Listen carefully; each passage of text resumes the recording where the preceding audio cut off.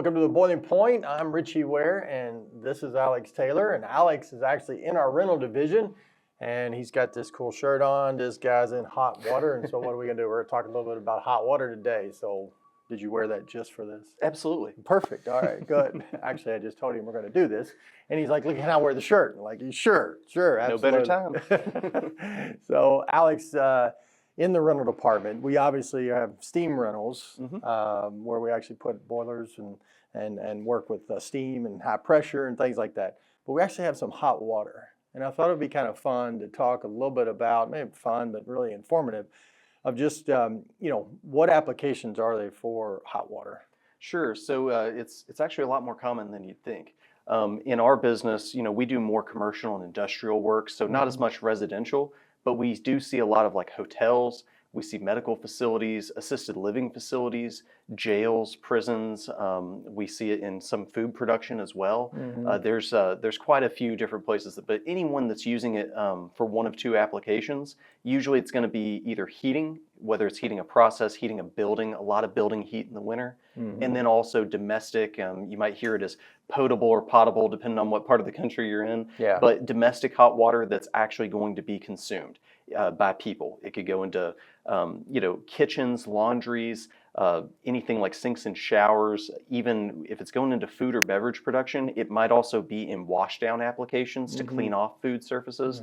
But the main thing is it's got to be clean, free of bacteria, anything like that, because it's a lot more sensitive. Right, that's potable, right? Yes. Yeah, or potable, as he said, right? Let's just talk about potable water. Tell us a little bit about temperatures in that Sure. situation. So those ranges are usually going to be 120 to 140 degrees. Now for washdown applications, sometimes they want it hotter so that they can make sure they kill whatever's on the surface. But generally speaking, we're going to live in that 120 to 140 range. Up in the Northeast and in a lot of other municipalities, they'll actually put a limit and say 120 is the maximum that you can get because they don't want to scald people. Okay. But at 140 degrees, that seems to be about normal for, I guess, the majority of the country. They're going to live in that range. Right.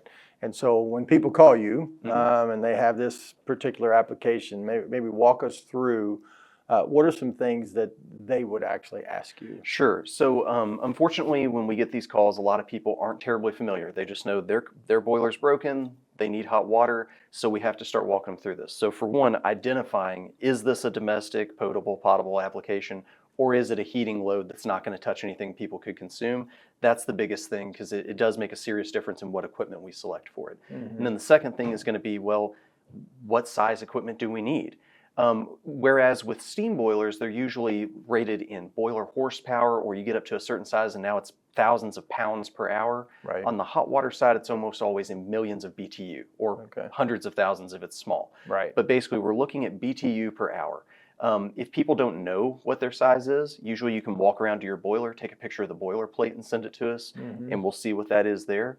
The other things that we need to know, so we need to know what kind of capacity we're looking at in BTU. We need to know what kind of pressure they're usually running at, because there are high pressure hot water applications. Okay.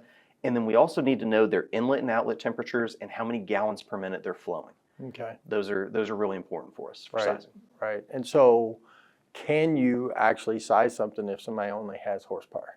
Yes, you can. We can do conversions on that. Right. But it's usually like 33,475 BTU per boiler horsepower. So it's a pretty quick conversion. Right.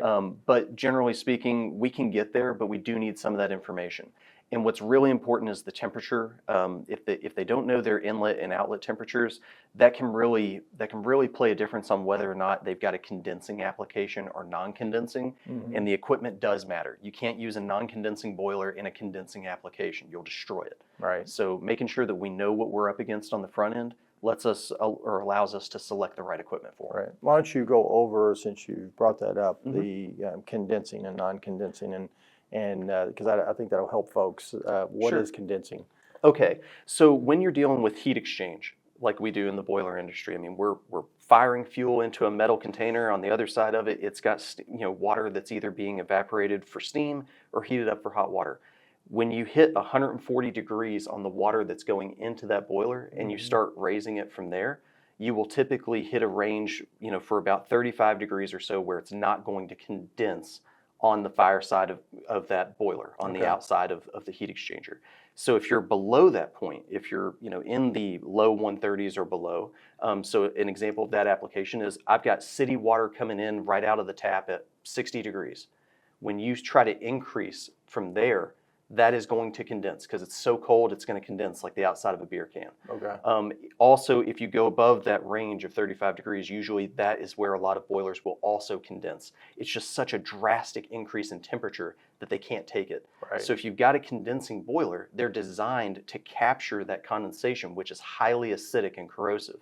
It's more corrosive than sulfuric acid. So it's really well designed to capture that, or at least neutralize it, and allow it to be more efficient, which is great. You get higher efficiency out of condensing applications. But as far as the equipment itself, if it's not set up for condensing boilers, it's going to break. And we don't want to break the boilers. We want them to last and serve their purpose. Right. So if we know that we're in that 140 range, plus or minus, and you can go if it's like 160 degrees coming back, going up to 180, 190, that's not a problem either. It's just below 140, you're definitely in a condensing application. And when you're above that, it kind of depends on how much temperature you're trying to increase. If you're bringing in 140 degrees and you're trying to take it to, say, 200, that's probably going to condense most non-condensing boilers. So it's very important to know what kind of ranges we're looking at so we don't destroy the equipment. Okay, let's move to apartment buildings real quick. And is there a difference in the sizing when you have a 2-story or a 10-story building? Well, it depends on how many rooms they have, of course, as far as how many BTU we're trying to replace. The biggest thing we run into with anything with elevation is the pumps. So a lot of times we're able to reuse the existing facility pumps because only the boiler is damaged or down.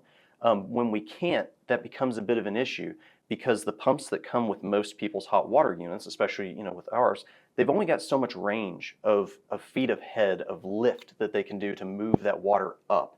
Right. And so if you're talking about going 3-4 stories up, that can be a lot of pressure that's required out of that pump to make that difference and get up there. And we just don't have that in the pump that's on board. So if we can reuse the existing facility pumps, a lot of times we're okay. If not, we need additional pump capacity to be able to move that water where it needs to go. And sometimes in those applications, it's just not a good fit to have a trailer outside that you pull up next to the building. If it's really high, they might have a freight elevator, and we can take a skid unit up to where their mechanical room is, or maybe even on the roof. Sometimes we even crane them up on the roof. Sure. You can put them up there and tie into the system, and then you don't have to worry about lifting so much because gravity is going to help you out a lot. Right. I know we do steam to hot water with heat exchangers, of course. Oh, yes. But now having a full fleet of the different hot water boilers that we actually have, a little simpler to do it that way versus steam? It is. One of the things that we run into, like most boilers are still going to require a boiler inspection as a steam boiler would, but a lot of times when we actually bring in a hot water unit, it's lower maintenance, it's easier for people to operate, there's just not as many bells and whistles to maintain throughout the time, so it can be an easier solution for people to have. That being said, designing the systems themselves, steam, you can just hook up steam to a building, you know how many pounds per hour you need to feed in, at what pressure, and you're good to go.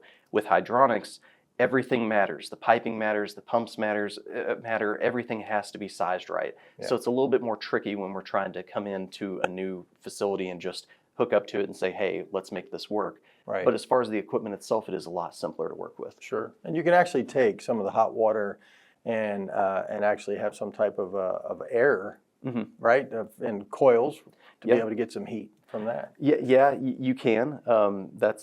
It's certainly an option. We can recover a lot of things that way. Right. We also, when it comes to heat exchangers, it's really cool because we can take, a lot of customers will have steam supply from district central heating somewhere.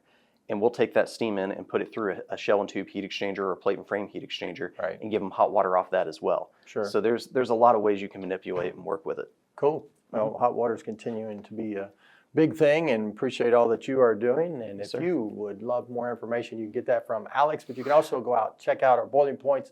We've got some conversion videos out there to where you can go to school, if you will. So like all of our stuff, please, and share all of those videos, and we'll see you next time on The Boiling Point.